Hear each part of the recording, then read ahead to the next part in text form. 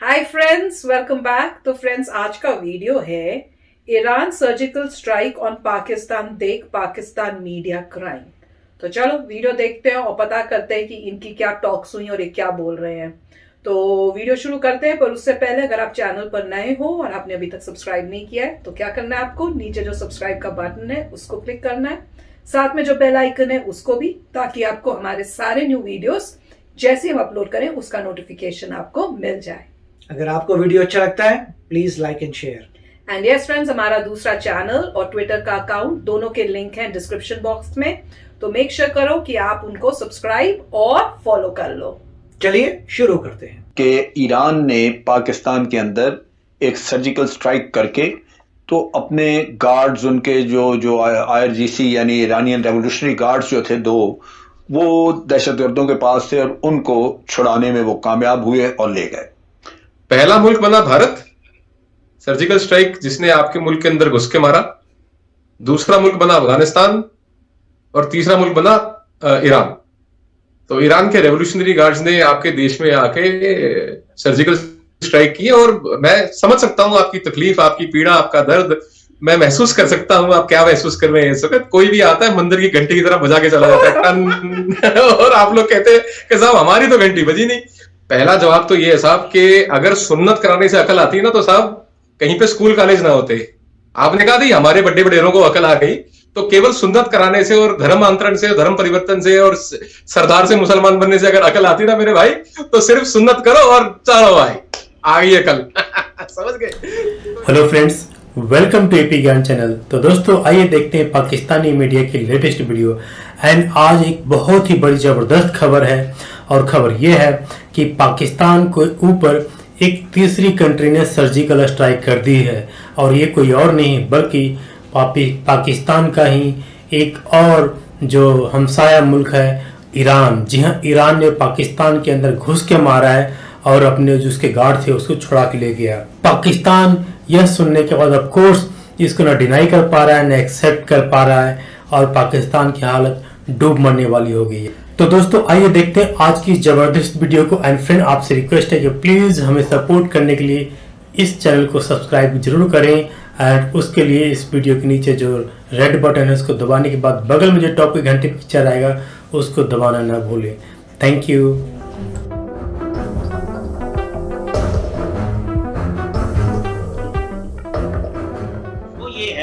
कि ये जो प्रोपेगेंडा आज शुरू हुआ मेरे और आपके पसंदीदा चैनल रिपब्लिक टीवी का, मैंने भी शाम को पेपर दिया, एक जीडी बख्शी साहब बैठे हुए थे, तो मैंने कहा आप भी, क्योंकि बाकी चैनल्स पे तो आते हैं, रिपब्लिक पे भी आते हैं, कि जी वो कहना शुरू कर दिया जी ईरान ने पाकिस्तान के ऊपर सर्जिकल स्ट्राइक कर दी है। और देखिए जनाब, ये देखें ईरान तीसरा मुल्क बन गया जिसने पाकिस्तान पे सर्जिकल स्ट्राइक की।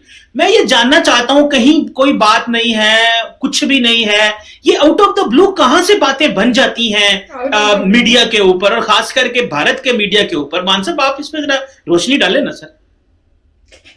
बोलती बंद हो गया। मैं जी बिल्कुल रोशनी डालूंगा, और आपने सवाल पूछा तो मेरा फर्ज बनता है जवाब देना। अब देखिए, पहला मुल्क बना भारत, सर्जिकल स्ट्राइक जिसने आपके मुल्क के अंदर घुस के मारा। दूसरा मुल्क बना अफगानिस्तान और तीसरा मुल्क बना ईरान।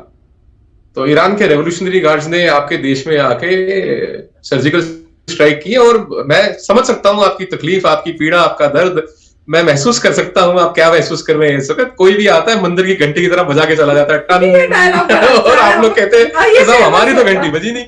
और पहले कहा, आपने खुद कहा कि वो चिड़िया, कौवे, तोते मर गए और सब तरीके की बातें, वो निकल जाएगी, बात धीरे धीरे बाहर आ जाएगी। सच्चाई कितने दिन छुपाओगे। पहले भी आपने 40-41 दिन के बाद मीडिया को जाने दिया बालाकोट में, अब भी हो जाएगा, धीरे धीरे निकल आएगी सारी कहानी बाहर। कोई बात नहीं, आप चिंता क्यों कर रहे हो।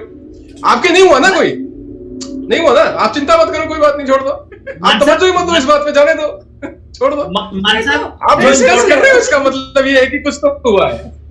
मैं बता देता हूं मान साहब, जो इंपॉर्टेंट चीज है आपकी खूबसूरती ये है कि अगर पाकिस्तान 2 दिन बाद डिफेंस अताशीज को और इंटरनेशनल मीडिया को लेके बालाकोट चला गया, आपने इतना शोर मचाया, अपने ऑडियंस को बताया जी 40 दिन 40 दिन 40 दिन। सुनिएगा, इतना आपने शोर मचाया मान साहब को, लोगों ने कहना शुरू कर दिया 40 साल। एक चीज आज आपने कह दिया जी अफगानिस्तान ने कर दी, फिर आपने ईरान का नाम ले लिया। मुझे एक बात बताएं, जो बालाकोट में हुआ वो तो हुआ, रात के अंधेरे में सुबह 4 बजे खौफनाक एक बड़ा हमला करने की कोशिश की, लेकिन मुझे एक चीज की समझ नहीं आई, ये रात के अंधेरे का क्यों इस्तेमाल किया गया? क्या रात के अंधेरे का क्यों इस्तेमाल किया गया? इतना खौफ कैसा था मान साहब?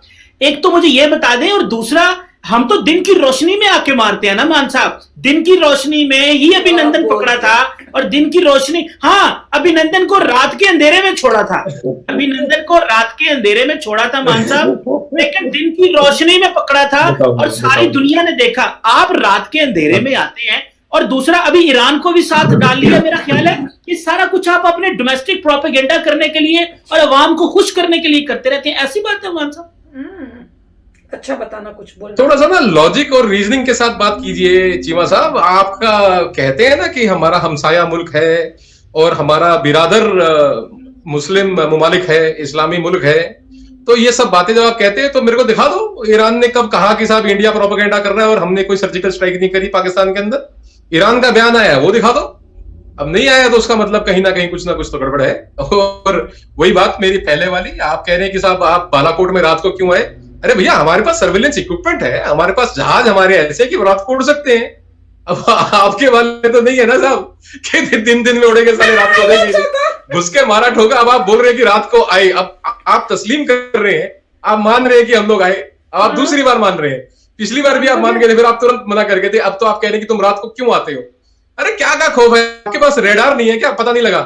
या हमारी एयरफोर्स इतनी शानदार है, इतनी अच्छी प्लानिंग और एग्जीक्यूशन थी कि वहां पे आपको बालाकोट में जब आपको मार के चले गए तब आपको पता चला कि कुछ हुआ है। फिर आपने कहा नहीं साहब, ये तो पेड़ गिरे, यहाँ पे चिड़िया कौए तोते मारे, और वो जो टेक्निकल सर्वेलेंस है 300 मोबाइल फोन वहां पे चल रहे थे जिस वक्त, तो वो जाहिर सी बात है वो घोंसलों के अंदर बैठे हुए कौए मोबाइल फोन मिला रहे होंगे दाएं बाएं अपने रिश्तेदारों को। बहरहाल देखिए, denial, you are in a constant state of denial. आपके मुल्क की जो खूबसूरती है ना साहब, जो शानदार बात है आपकी कौम की, आप डिनायल में रहते हैं, मानते ही नहीं किसी बात को।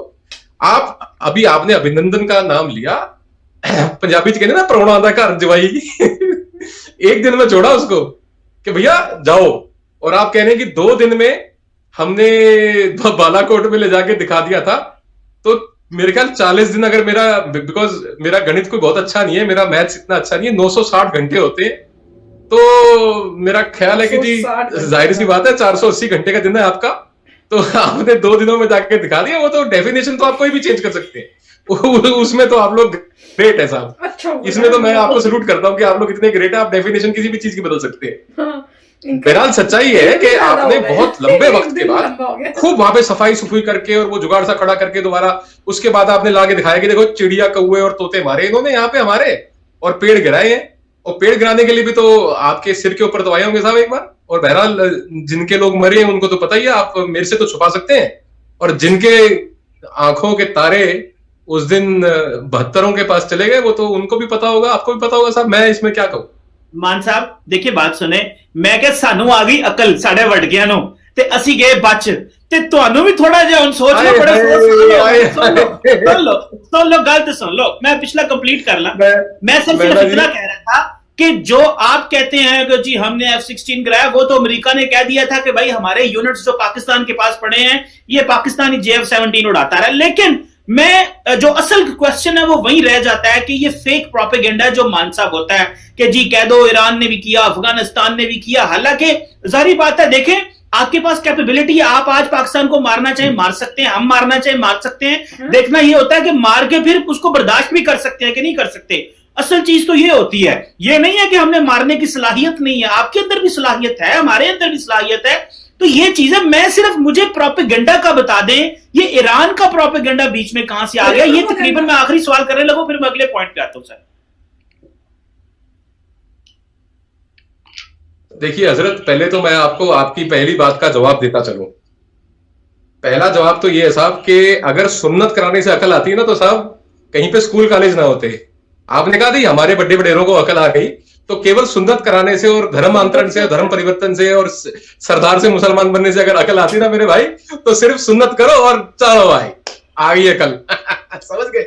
तो ये जरा अपने दिमाग से वहम निकालो। सबसे पहले तो अकल आती है पढ़ने से, और आप और मैं हम दोनों पढ़े लिखे हैं, तो हम जरा जाहिलों की तरह बात ना करें तो हम दोनों के लिए अच्छा। और दूसरी बात आपने कहा कि मारने की बात और मारने की सलाहियत की बात और बर्दाश्त की बात, तो आपको और आपकी कौम को ये सलाम और दोनों हाथों से सलाम है साहब। आपके अंदर इतनी बर्दाश्त है, आपके उड़ी सर्जिकल स्ट्राइक हुई, आप लोगों ने बर्दाश्त की। आपके मुल्क के 2 टुकड़े हुए, आपने बर्दाश्त किए। आपके आज भी सर्जिकल स्ट्राइक हुई, आपने बर्दाश्त करी। बालाकोट के बाद आपने बर्दाश्त करी। आपकी बर्दाश्त का कारण मैं जानता हूं क्या है, आप बताता हूं आपको। वो है कांस्टेंट स्टेट ऑफ डिनायल। कैसे मारो ना खिंच के थप्पड़, लगी नहीं मास्टर जी फिर कुछ जबरो लगी नहीं, तो आप मानते ही नहीं, आपको लगी है तो आपको कोई क्या कहेगा। और तीसरी बात, आप फिर दोबारा उस बात के ऊपर प्रेस कर रहे हैं कि ईरान ने पाकिस्तान के अंदर सर्जिकल स्ट्राइक नहीं की। बड़ी अच्छी बात है साहब, नहीं की तो ये बात ईरान अपने मुंह से कह दे कि इंडिया झूठ बोल रहा है तो हम भी मान लेंगे। आप अपने डिप्लोमेट्स को बोलो ना जो ईरान के अंदर आप कहते हो हमारा मुस्लिम ममालिक है।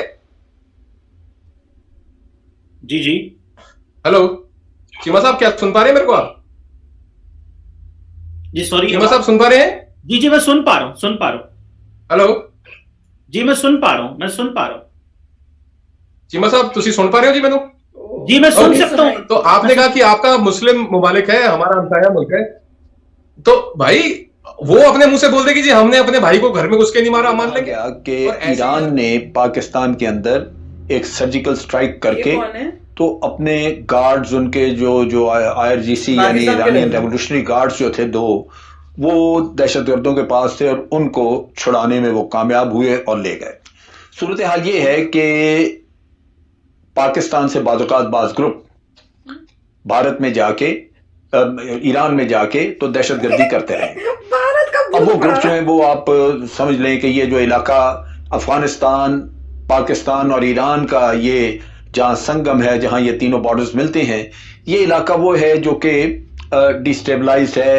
आपको याद होगा कि मुल्ला मंसूर अख्तर को ईरान से आते हुए पाकिस्तान में मारा गया था, बलूचिस्तान में, और वो यही रास्ता था जहां से वो अफगानिस्तान में दाखिल होना चाह रहा था। अब यहाँ पे दहशतगर्द जो हैं, जो ग्रुप हैं, वो अफगानिस्तान की साइड पे चले जाते हैं। अगर पाकिस्तान उनको पकड़ना चाहे तो अफगानिस्तान साइड पे चले गए, वहां से ईरान में दाखिल हुए, वारदात की और वापस पाकिस्तान की तरफ आ गए। ये चीजें होती रही हैं और ईरान इस पे रिएक्ट भी करता रहा है। एक आध दफा पाकिस्तान को उन्होंने एहतजाज भी किया और पाकिस्तान से पहले रिक्वेस्ट भी की। अब ये जो खबर है कि ईरान की एलीट फोर्सेस ने जाके तो एक इंटेलिजेंस बेस्ड ऑपरेशन किया और वहां से अपने 2 गार्ड जो छुड़ाई, ये इसकी एक तारीख है। तो फ्रेंड्स, मुझे तो बड़ा मजा आया जिसमें वो दोनों एक टॉक कर रहे थे। उसके बाद ये जो आए थे, ये पता नहीं कौन है और कुछ बोल भी रहे थे, बीच में ही कट गया तो समझ नहीं आया। वो आप बता देना वो क्या बोलना चाह रहे थे, तो वो मुझे समझ नहीं आया। पर जो आंसर्स उन्होंने दिए हमारे इंडिया की तरफ से, वेरी नाइस। और उन्होंने बोला कि आप तो कांस्टेंट डिनायल में ही रहते हो, आपके लिए अच्छा, आप डिनायल में ही रहो। और बड़े एग्जाम्पल्स भी अच्छे दिए। और मुझे लगता है जैसे पहले एक डायलॉग था ना, घबराना नहीं है, जो इतना फेमस हो गया है, अब होगा कि कोई भी आता है मंदिर की घंटी की तरह बजा के चला जाता है। अब ये देखना बड़ा फेमस हो जाना है। तो वो वही है कि अभी भी वो यही कह रही जी प्रोपोगेंडा था, और फिर इसमें भी इंडिया का हाथ है जी, हर चीज में इंडिया का हाथ है। और ये जो ओल्ड अंकल जी थे और जो ये ओल्ड जो लास्ट में बोल रहे थे, उन्होंने भी मतलब बोलना था ईरान, उनके मुंह से भारत। ऐसे लग रहा है उनके हर मतलब रात को सोने से लेके उठकर पूरा दिन दिमाग में बस इंडिया इंडिया इंडिया, ये सबके की बात करनी है किसी कंट्री की, पर उनके मुंह से इंडिया ही निकलेगा। दैट इज अमेजिंग कि इतना उनको इंडिया से है कि और कुछ है ही नहीं, इतना ब्रेन वॉशिंग हो चुकी है। इट इज रियली सैड, बहुत ही दुख की बात है। पर एनीवे, इसमें तो इंडिया का कोई हाथ ही नहीं था। ईरान ने सर्जिकल स्ट्राइक की है, हमने पहले भी वीडियोस की हैं इतनी सारी, जिसमें प्रॉपर न्यूज़पेपर्स में आया हुआ है, वो बोल रहे हैं। ईरान के न्यूज़पेपर में भी आया था शायद, और नहीं, टर्की के न्यूज़पेपर में आया था शायद। टर्की ने बोला, उन्होंने वो इस बात पे एग्री किया कि सर्जिकल स्ट्राइक हुई है। तो फिर अब उसके बाद बचा क्या है? तो अब इनको डिनायल में रहना है, तो मैं कहूंगी भाई आप डिनायल में रहना चाहते हो तो रहते रहो। राइट, तो अच्छा था वीडियो। इनमें अच्छी तरीके से इंडियन वालों ने काफी अच्छा बताया था उनको कि आपका मेन इशू डिनायल का है। कुछ भी होता है आप डिनाई करते हैं। अफगानिस्तान का हुआ, डिनाई किया, इंडिया ने किया, डिनाई किया, ईरान कर रहा है, डिनाई किया। हर चीज को आप डिनाई करते हैं स्टार्टिंग में, फिर बाद में धीरे धीरे आप सामने आते हैं कि हुआ था। नहीं, सामने भी नहीं आते, गोलमोल करके मुंह से निकल जाता है। जो भी है, अब ईरान ने भी कहा कि हुआ था, तो मेरे ख्याल से उनको अंदर से ही पता है पाकिस्तान को कि बड़ी प्रॉब्लम चल रही है, कि डिफरेंट कंट्रीज आ रही हैं। 3 कंट्रीज ने अपने ऑपरेशंस किए हैं, उनके लैंड में आई हैं, और वो इसीलिए हुए हैं सारे जहां पे टेररिस्ट इन्वॉल्व थे। तो सब में यही था कि जो भी शख्स अटैक कर रहा है वो पाकिस्तान की आर्मी पे अटैक नहीं करता, वो टेररिस्ट जहां पे है वहां अटैक करता है, अपना कार्य करता है और चले जाता है। तो उससे ये प्रूव हो रहा है कि टेररिस्ट हैं, और मेरे ख्याल से यही प्रॉब्लम्स उनको आएंगी कि पूरे वर्ल्ड में हर कंट्री जो उनका नेबर यही कहेगा कि सर्जिकल स्ट्राइक्स होती रहती हैं, अब आम बन जाएंगे, अब जैसे हो रहा है अब ये आम हो जाएगा। मगर इससे एक अच्छी बात जरूर हो गई कि टेररिस्ट को पता चल गया कि वो सेफ नहीं है। उनको ये पता चल गया कि अगर वो कुछ कार्य करते हैं तो कहीं भाग नहीं सकते। अगर वो पाकिस्तान में रहते हैं तब भी फॉरेन गवर्नमेंट्स आएंगी और उनको वहां पे मार के चली जाएंगी। तो उनको पता लगे कि सेफ हेवन अब नहीं बचा जो वो सोचते थे। तो अब उससे उनको डीमोरलाइज होना चाहिए, अब मोस्ट लाइकली चीजें खत्म होनी चाहिए, और लेट्स होप कि इससे टेररिज्म कम हो। अब वो देखना पड़ेगा, बट डेफिनेटली जो है ये क्लियर हो चुका है कि आराम से टेररिस्ट एटलीस्ट उस कंट्री में आराम से ऐश नहीं कर सकते। बिल्कुल। तो चलो फ्रेंड्स, चलते हैं, मिलेंगे नेक्स्ट वीडियो में बहुत ही जल्द। Till then take care and bye bye. तो अगर आप मेरे इस चैनल पे नए हो तो जल्दी से सब्सक्राइब के बटन को हिट करो और बेल आइकन को क्लिक करो, ताकि आपको मेरा जब नया वीडियो मैं लगाऊं आपको उसके बारे में जल्दी से पता चल जाए।